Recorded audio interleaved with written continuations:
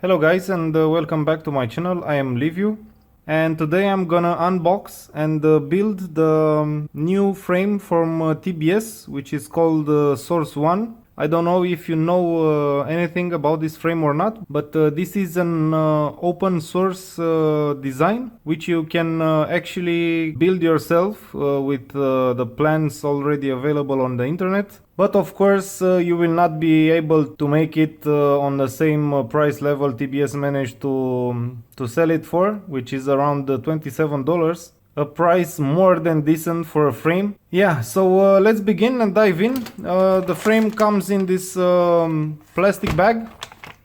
Of course, we cannot expect some fancy packaging for $27.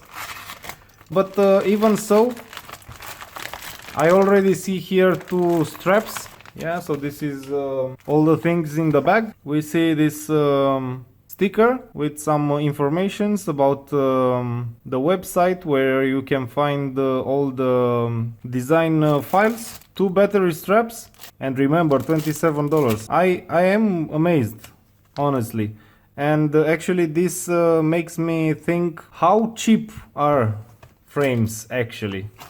Because you can see frames ranging from $30 to $120. So this is the bottom plate. What I like about this bottom plate, I'm a freestyle flyer, so that means that I will end up flying in bandos and a lot of concreted areas, and this bottom plate has 3 millimeters, which is a lot. And if you don't believe me, I have here my trusty caliper, which says 3 millimeters, and I guess it's consistent. I don't care too much, but I've seen a lot of guys are thinking about the machining. Yeah, nothing too special. There are some holes. The cutting is decent. But either way, if you are flying for some time, you know that you will eventually scrape and ruin the carbon on a frame. So yeah. So this is a top plate. We have here some standoffs, basic ones. Again, for $27, it's more than enough. Here are some hardware, screws and plastic standoffs. From what can I see here, there are 3 sizes for screws, but we will get to that in a moment. Okay, here we have the camera side plates. They are tiny, but they are 2 millimeters, I guess. And this looks like a center plate, which is also 3 millimeters.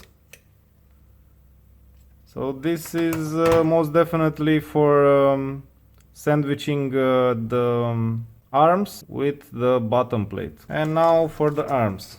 They look tiny, but I guess this is because the arms are not getting all the way in. This is how I like to do when building frames. I'm just throwing the screws in a plastic container and just go in and place the arms. This is usually what I do first. And because we have 3 screw sizes, most of them are short, probably for the standoffs. Some of them are a little bit longer, maybe for the arms, and some of them are very long, and that's probably where the standoffs for the stack goes. The holes are just tight enough so that I can actually screw in the screws in the carbon. Right from the start I can tell you that these outer screws, I don't know if you can see it, these outer screws are just a little bit too short. So most definitely I will end up using some longer screws here. The longer screws are most definitely made to protrude the lock nut they inserted in the sandwiching plate. But this frame is actually a very tight fit, to be honest.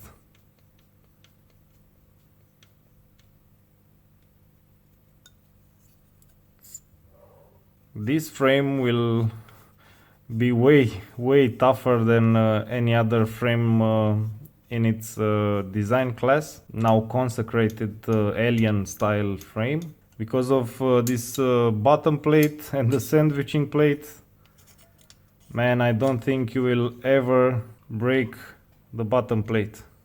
Maybe the top plate, but even then I'm not convinced that it will break.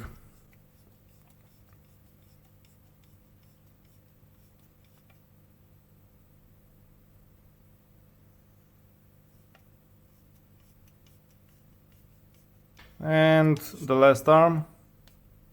In the hardware screws, I only see 3 sized screws, and the longest screws are only 4 for the stack mount, but these 4 outer screws are too short, because if you look here, it is just too short. So yeah, TBS, find some longer screws for that. Let me search for some screws if I'm lucky. The size that will work is actually 10. Yeah, so the 10 millimeter screws are perfect. If you guys are building one, make sure you have some 10 millimeter long screws. The medium screws in the package work best for the bottom plate, and the shorter screws are for the top plate.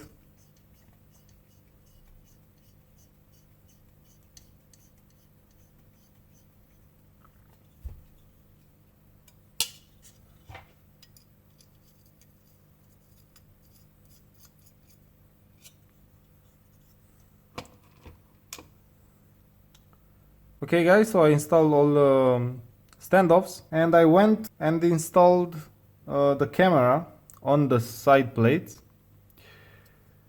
I don't know if you can see it or not, but the holes for the camera in the side plates are way too big compared to the screws. It's way bigger than I expected. So yeah, next thing to do is just wiggle around this top plate and insert it in place. This is the trickiest thing to do, because not all the frames have the right distance here. So as I talked earlier, on the top plate I'm gonna install the shorter screws, because the top plate is only 2 millimeters thick.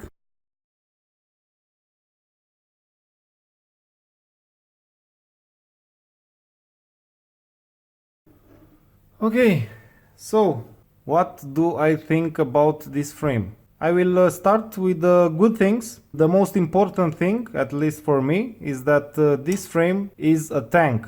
It's so rigid and so tough that I just can't imagine that you will manage to actually break the bottom plate. There is a concern that the arms are not going in the middle and connecting all together, but I guess that this two plate sandwich design here will hold the arms pretty well in this situation. And the second good thing about it is of course the price. At $27 you will get a community designed frame. Now let's get into the bad things which I found putting it together. Starting from the top, I'm not pretty convinced about this notch here, because it reduces the meat the carbon has in this section, and also because of these cutouts here. Time will tell if this is okay or not. Going down a bit, second thing I didn't like is the camera side plate holes are a little bit too big. And now reaching the bottom side of things, I will start with the arms. And what I don't like about them is that the carbon doesn't extend away from the motor, so that when you hit something, the carbon actually protects the motor. I've seen that there are some files where you can print some TPU protection for protecting the motor. Going here, these 4 screws didn't came in the package, or they came but they were too short and didn't grip the thread on the lock nut here pretty good, so I had to find myself some longer screws. 10 millimeters are the perfect fit.